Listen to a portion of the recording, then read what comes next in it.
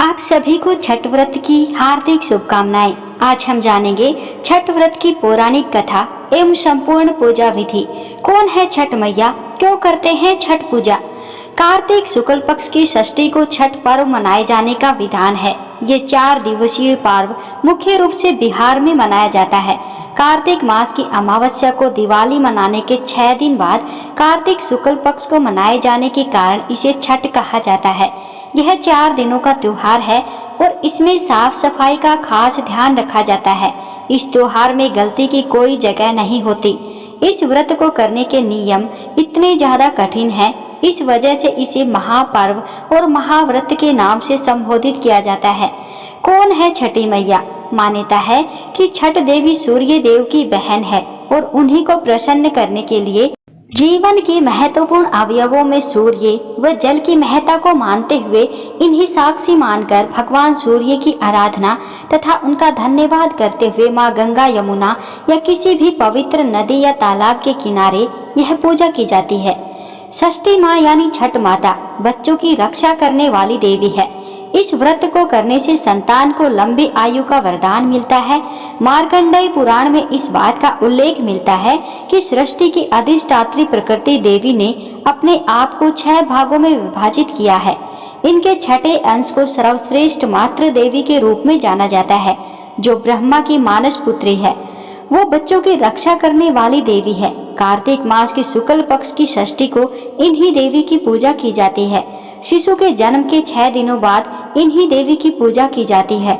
इनकी प्रार्थना से बच्चे को स्वास्थ्य, सफलता और दीर्घायु होने का आशीर्वाद मिलता है। पुराणों में इन्हीं देवी का नाम कात्यायनी बताया गया है, जिनकी नवरात्रि की षष्ठी तिथि को पूजा की जाती है। छठ पर्व का तीसरा दिन सबसे खास होता है, क्योंकि इस दिन महिलाएं 36 घंटों का निर्जला व्रत शुरू करती हैं। संध्या में डूबते सूर्य को अर्घ्य दिया जाता है तो अगले दिन उगते सूर्य की पूजा होती है। छठ पर्व मुख्य रूप से बिहार, झारखंड और पूर्वी उत्तर प्रदेश में मनाया जाता है। इस पर्व को डाला छठ, सूर्य षष्ठी और छठ पूजा आदि नामों से भी जाना जाता है। इस त्योहार में मुख्य रूप से भगवान सूर्य और छठी माता की पूजा होती है। छठ व्रत पूरा करने से पहले इसकी कथा पढ़ना या सुनना बहुत ही जरूरी माना जाता है। आइए सुनते हैं छठ व्रत की पौराणिक कथा। कथा के अनुसार प्रियव्रत नाम के एक राजा थे। उनकी पत्नी का नाम मालिनी था। राजा प्रियव्रत और उनकी पत्नी मालिनी संतान सुख से वंचित थे। इस बात से राजा रानी काफी दुखी रहते थे। एक दिन उन्होंने संतान प्राप्ति के लिए महर्षि कश्यप से पुत्रेष्टि यज्ञ करवाया। महर्षि ने यज्ञ संपन्न करने के बाद मालिनी को खीर दी।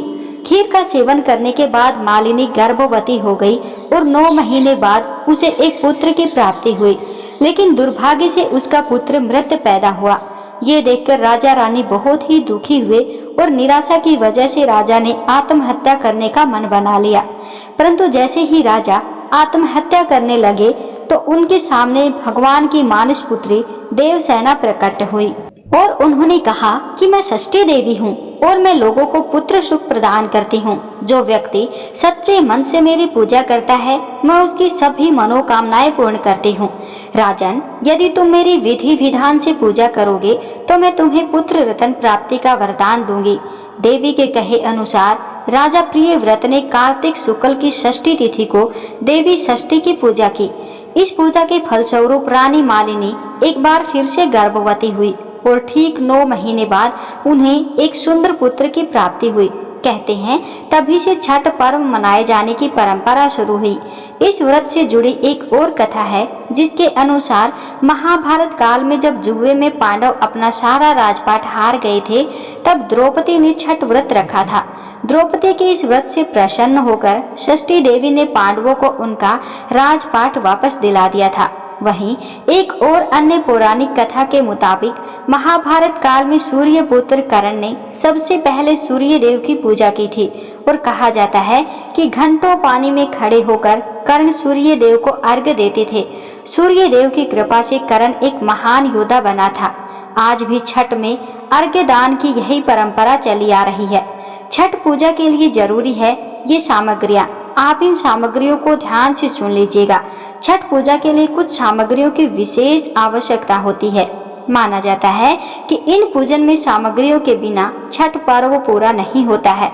छठ पूजा की पूजन सामग्रियों में बांस की टोकरी, सूप, नारियल, पत्ते लगे गन्ने, अक्षत, सिंदूर, धूप, दीप, थाली, लोटा, नए वस्त्र, नारियल पानी भरा हुआ, अदरक का हरा पौधा, मौसम के अनुकूल फल, मिट्टी या पीतल का कलश, कुमकुम, पान तथा सुपारी। छठ पूजा की विधि। छठ पूजा के दिन सुबह ब्रह्म मुहूर्त में उठें और स्नान आदि से निवृत्त होकर छठ व्रत का संकल्प लें। इस कर्म में सूर्य देव और षष्ठी मैया का ध्यान करें। व्रती को छठ पूजा के दिन अन्न ग्रहण नहीं होना चाहिए। संभव हो तो निर्जला व्रत रखकर उसका विधिवत पालन करें। छठ के पहले दिन संध्याकालीन अर्घ्य होता है, जिसमें डूबते हुए सूर्य को अर्घ्य दिया जाता है। ऐसे में इस दिन सूर्यास्त से थोड़ा पहले छठ घाट पर पहुँचे और वहां स्नान करने के बाद अस्ताचलगामी सूर्य को पूरी निष्ठा के साथ अर्घ्य दे। इस दिन भगवान सूर्य को अर्घ्य देने के लिए बांस या पीतल की टोकरी या सूप का उपयोग किया जाता है। ऐसे में बांस या पीतल की टोकरी का इस्तेमाल करते हुए सूर्य देव को अर्घ्य दे। छठ पूजा के लिए जिन टोकरियों या सूपों का इस्तेमाल किया जाता है उसमें फल, फूल, गन्ने, पकवान इत्यादि समेत पूरी पूजन सामग्रियों को अच्छे प्रकार से रखें। इसके साथ ही सूप या टोकरी पर सिंदूर लगाएं। सूर्य देव को अर्घ्य देते वक्त टोकरी में सभी पूजन सामग्रियों का होना बेहद ही जरूरी होता है। ऐसे में इस बात का विशेष ध्यान रखें। इसके साथ ही पूरे दिन और रात भर निर्जला व्रत रखकर अगले दिन सुबह उगते हुए सूर्य को जल अर्पित करें। सूर्य देव को अर्घ्य निवेदित करने के साथ ही मन उनसे अपनी मनोकामना कहें। छठ पूजा के दौरान कब क्या करना है? 5 नवंबर 2024 को होगा नहाए खाए। छठ पूजा के पहले दिन नहाए खाए होता है। इस दिन व्रती स्नान एवं ध्यान करने के बाद कद्दू भात का सेवन करती हैं। छठ व्रती को नहाए खाए के दिन शुद्ध और सात्विक भोजन ग्रहण करना होता है। इसके साथ ही इस दिन जब छठी व्रती भोजन कर लेती है तभी घर के अन्य सदस्य भोजन करते हैं। इस साल छठ पूजा का नहाए खाए 5 नवंबर को है। 6 नवंबर 2024 को है खरना। छठ पूजा के दूसरे दिन खरना करते हैं। इस दिन व्रती महिलाएं स्नान के बाद चावल और गुड़ की खीर बनाकर खरना माता को अर्पित करती हैं। इस प्रसाद को मिट्टी के नए चूल्हे पर आम की लकड़ी से आग जलाकर बनाया जाता है। शाम को पूजा के बाद घर के सभी सदस्य पहले खरना का प्रसाद ग्रहण करते हैं, फिर भोजन करते हैं। खरना प्रसाद को बेहद शुभ माना जाता है। इस प्रसाद को खाने के बाद व्रत शुरू हो जाता है। इस दिन नमक नहीं खाया जाता। इस साल छठ पर्व खरना 6 नवंबर को है। 7 नवंबर 2024 को डूबते सूर्य को अर्घ्य देते हैं। छठ पूजा का तीसरा दिन बहुत ही खास होता है।